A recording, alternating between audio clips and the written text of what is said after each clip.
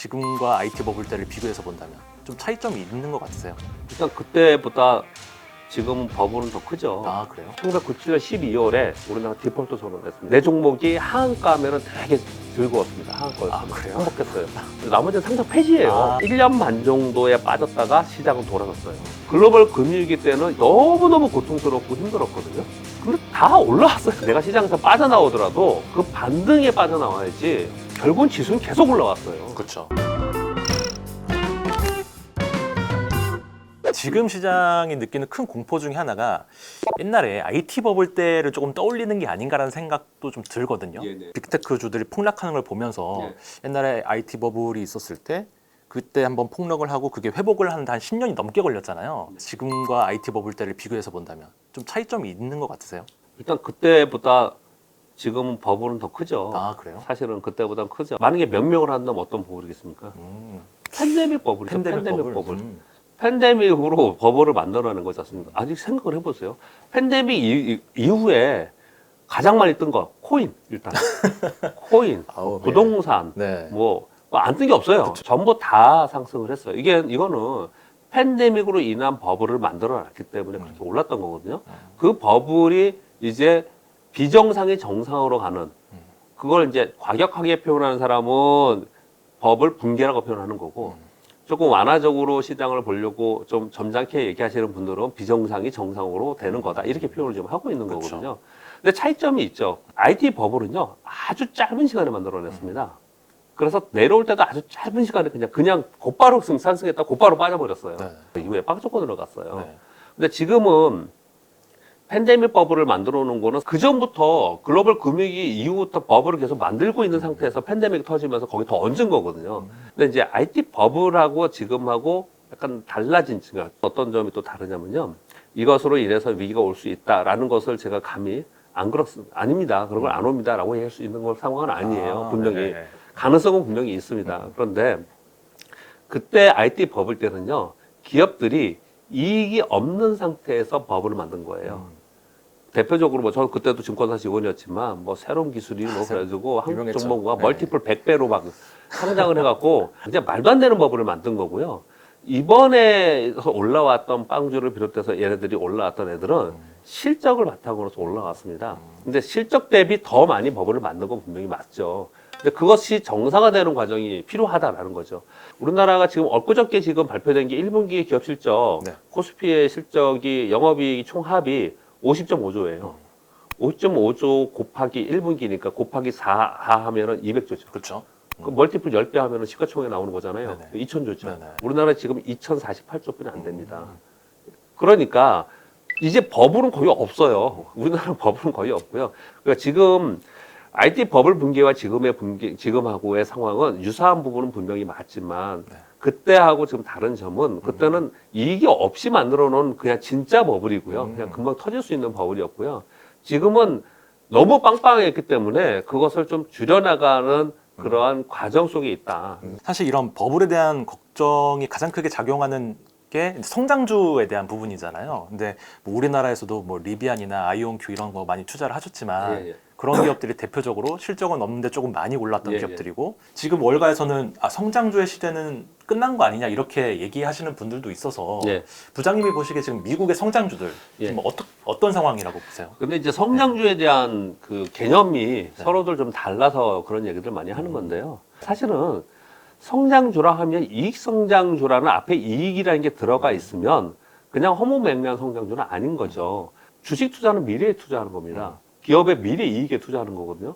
주식 투자는 원래 성장주에 투자하는 겁니다. 성장이 안 되는 주식에 왜 투자를 해요? 그런데 그 성장이 이익을 기반으로서 갖는 그런 기업이냐, 그리고 그 기업의 파이프라인과 그리고 신기술이 나중에 이익으로 그것이 되돌아올 수 있느냐 없느냐의 차이가 있는 거거든요. 작년에 미국의 그 성장주들 밈주식들이 있었어요. 그렇죠. 그 완전 고평가주들이에요. 얘네들은 마이너스 80% 기본이에요. 그런 성장주 시대는 끝났다라는 얘기를 하는 거예요. 그건 끝났고요. 그리고 빵주도 이제 구분이 되겠죠. 지난 10년 동안 빵주가 전체 시장을 이끌면서 전반적으로 발전해 왔습니다. 그런데 이번 계기로 이제 한계에 다다르는 기업들은 이제 아니다. 얘는 이제 뒤처지는 거죠. 전체 산업 사이클로 봤을 때 이런 거예요. 페이스북이 이름을 메타로 바꿨죠. 네. 그리고 애플은 맥북으로 시작을 해서 아이폰으로 여태까지 성장을 했잖아요. 그런데 아이폰 이제 휴대폰은 판매 대신 계속 줍니다. 그렇죠. 그러다 보니까 아이폰은 뭘 하려고 합니까? 애플카를 하려고 하는 거잖아요. 애플카를 이제 만들어서 그걸로 신사업에 앞으로 이익 성장을 꾀하려고 하는 거지 않습니까? 인텔도 모빌아이를 통해서 지금 자율주행차를 하려고 하지 않습니까? 그렇듯이 이제는 여태까지 인터넷 기반으로 해서 그거 갖고 잘 먹고 잘 살았던 기업들은 이걸로는 이제 안 되는 겁니다. 이걸로는. 이 신사업을 찾아가서 성공시킨 기업은 이제 성장주로 지금 고생하지만 되는 거고, 이걸 못 찾고 여기서 도태되면 이제 안 끝나는 거예요. 향후에 미래 성장 동력을 가지고 있느냐. 그래서 그걸로 해서 돈을 벌 수, 이익 성장을 할 수 있는 기업이냐. 얘네들은 성장주가 빠질 때 지금 같이 빠지지만 얘네들은 절호의 매수 타이밍일 수 있어요, 지금이.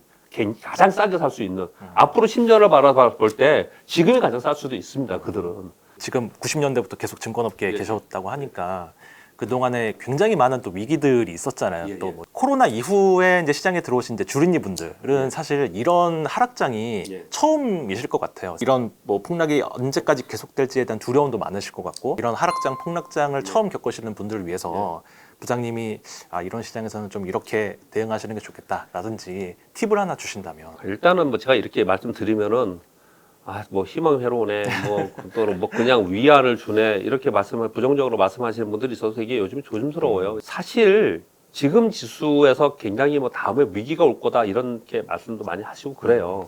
그렇지만 위기가 금융 시스템 위기로 빠지는 건 아주 짧은 시간입니다. 설령 온다 하더라도 그걸 다 감안해서 본다 하더라도 지금 이런 단계의 투자를 내가 여기서 멈춰야 되느냐? 저는 그렇게 생각하지 않습니다. 이유를 몇 가지 말씀드려볼게요. 삼성전자를 말씀드려볼게요. 삼성전자를 8만 원, 9만 원에 다 사야 된다 그랬잖아요. 그리고 사는 게 맞다라고 생각하셨지 않습니까, 여러분들이? 근데 6만 원에는 사면 안 되는 거예요? 그렇죠. 엮어서 생각해 보면은 6만 원에는 사면 안 되고 8만 원, 9만 원에 사야 되는 겁니까? 그건 아니잖아요. 지수 자체가 3,300포인트 때 적극적으로 매매를 했는데 이만큼 떨어져 갖고 2,500포인트 때 있는데 여기서는 난 이제 도망가야 된다. 그렇지 않죠. 1996년 1월 달에 5급 직원 사원 주임 사령장을 받고 1년 딱 지나고 1997년부터 시장이 빠지기 시작하더니 1997년 12월에 우리나라 디폴트 선언을 했습니다. IMF 맞았죠. IMF 맞았습니다. 그 당시에 매일 출근을 하면은 내 종목이 하한가면은 되게 즐거웠습니다. 하한가였습니다. 그래요? 행복했어요. 왜냐? 예. 하한가는 살아있는 거죠. 나머지는 상장 폐지예요. 그냥 오면 상장 폐지야, 종목들이. 하한가면 그냥 행복한 거예요. 그래서 살아남았구나. 네. 여름 동안 계속 고생하다가 장이 빠지다가 디폴트 선언하고 그리고 나서 8개월 지났습니다. 결국은 약 한 1년 반 정도에 빠졌다가 시장은 돌아섰어요. 그리고 1000포인트까지 원위치 했습니다. 그때 IT 버블을 만들어 놓고 다시 500포인트로 폭락했어요. 그냥 한 해 만에. 곧바로 그냥 폭락했다가 그리고 나서 다시 한 700포인트 와서 오랫동안 있다가 그 다음에 올라온 거거든요. 그 다음 위기가 언제가 있었습니까? 그 다음에 글로벌 금융위기 아닙니까? 네. 글로벌 금융위기 때 2008년도에 리먼브러스 사태가 났을 때잖아요. 그때는 소위 트리거는 뭐였냐면은 서프라임 모기지론 사태가 있었던 겁니다. 부동산발. 그때 빠졌을 때 1년뿐이 안 빠졌어요. 1년도 안 됐습니다. 그때. 빠졌다가 다시 원위치했어요. 그리고 남유럽 피그스 국가들이 디폴트 선언한 게 그 2011년, 12년도에 그랬어요. 그때 우리 시장이 2100포인트에서 1700포인트까지 빠진 적이 있었거든요. 그거는 3개월 걸렸습니다. 3개월. 미국이 지금하고 많이 비교를 하는 금리 인상과 양적 긴축을 하는 기간, 그래서 2018년, 19년도가 비교를 많이 하거든요. 걱정을 많이 합니다. 근데 실제로 미국은요, 2018년 말 10월, 11월, 12월 요때 3개월뿐이 안 빠졌어요. 우리는 1년 넘게 빠졌어요. 2018년 1월부터 빠지기 시작해서 2019년 여름까지 빠졌어요. 그 해에 빠진 게 몇 퍼센트냐면 22% 빠졌습니다. 폭은 이미 거의 그렇게 내려와 있어요. 자, 그러면 지금 볼게요. 지금은 언제부터 빠졌다고 할까요? 작년 6월. 작년 6월 고점이고 7월부터 빠졌습니다. 지금 11개월 됐거든요. 외환위기를 맞고 글로벌 금융위기를 맞고 그런 위기를 맞았을 때도 1년 만을 넘지 않았어요, 하락이. 네. 기본적으로 고점으로부터 빠지는 그 조정 하락의 기간들을 이렇게 봤을 때 1년 6개월 정도, 뭐 짧으면 1년 이 정도의 터닝을 했다라는 거죠. 나중에 위기가 상황이 돼서 더 빠진다 하더라도 일단 반등을 줘야 될 거 아니에요. 중간에 반등을 줬다가 빠질 거 아니에요, 시장이. 그러니 지금 11개월 빠진 상태에서 내가 시장에서 빠져나오더라도 그 반등에 빠져나와야지 여기서 추락하는 데서 팔아야 되느냐 이런 부분은 좀 아니라고 생각을 하는 거거든요. 여러분들 장기 차트를 이렇게 보시면 여러 가지 우여곡절이 있고 별일이 다 생기지만 결국은 지수는 계속 올라왔어요. 그렇죠. 정말 지구가 멸망하거나 자본주의가 뭐 그냥 혹시 뭐 달러가 뭐 다 망하든지 뭐 달러 기축통화가 망하든지 뭐 이런 일이 가정하지 않는다라고 한다면 그런 일을 가정하면은요 내조 만약에 뭐 이런 얘기합니다. 러시아에서 핵전쟁 얘기를 한 적이 한 번 있었어요. 그렇죠. 제가 그래서 방송에서 이런 얘기 많이 하거든요. 만약에 핵전쟁이 나서 그때 시장이 폭락해갖고 내 돈 깨지면 어떡하냐? 핵전쟁이 나면 돈이 뭐가 중요합니까? 돈이 많나 적나 상관이 없어요, 그거는. 그러니까 그쵸. 우리가 그걸 네. 가정하지 않는 거예요. 그런 상황을 가져가지 않는 상황 속에서 지금 11개월 빠지고 지수가 3,300에서 2,500포인트까지 빠졌다. 그렇다면 이런 시점에서 내가 이걸 들고 왔을 때 이익을 낼 수 있는 확률과 아니면 손실을 보고 있을 확률, 이 확률을 봤을 때 이익을 낼 수 있는 확률이 분명히 있다라는 거죠. 글로벌 금융위기 때는 2,100포인트에서 961까지 빠졌습니다. 네. 그때도 저는 증권사 지원으로 그거 투자를 하고 있었어요. 어땠겠습니까? 그런데 그때는 너무너무 고통스럽고 힘들었거든요. 근데 다 올라왔어요. 보니까. 하나 더 말씀드릴게요. 삼성전자를 제가 90만, 옛날에 70만 원, 80만 원에 있었어요. 액면분할하기 전에. 네, MO는 전에. 그런 게 있다가 90만 원을 막 돌파하면서 100만 원 신고가를 막 내기 시작을 해서 제 고객 중에 좀 크게 운영하시는 분들을 거의 대부분 삼성전자를 왕창 샀었어요. 아, 예. 그런데 얘가 딱 찍더니 곧바로 내려와서 96만 원, 95만 원, 그 사이에 95만 원과 100만 원 사이에서 굉장히 오래 있었습니다. 굉장히 한 몇 개월 있었어요. 그 몇 개월 있는 동안 저 욕 무지하게 많이 먹었습니다. 엄청나게 힘들었습니다. 그 심정적으로 너무 힘들었어요. 막 술 먹고 울고 싶었어요. 지금 삼성전자 많이 빠져서 6만 원이죠. 네. 그거 얼마예요? MM분할 전에? 한 300만 원 넘죠. 300만 네. 원이잖아요. 그렇게 오랜 세월이 아니에요. 그 전에 아니에요. 10년도 안 됐어요. 몇 년 전에 그랬어요. 몇 년 전에. 그땐 너무너무 힘들었어요. 네. 근데 지금은 삼성전자가 고점부터 30%가 빠져도 300만 원이에요. 근데 그걸 100만 원에 사놓고 그렇게 힘들었어요. 그렇게. 시장은 그렇습니다. 시장은 어떤 기업의 성장 모멘텀을 가지고 있는 기업을 내가 어떤 기업에 투자해서 어떤 주식을 들고 있느냐가 중요한 겁니다. 그런 주식을 내가 샀는데 지금 마이너스 30%로 너무 고통스러워.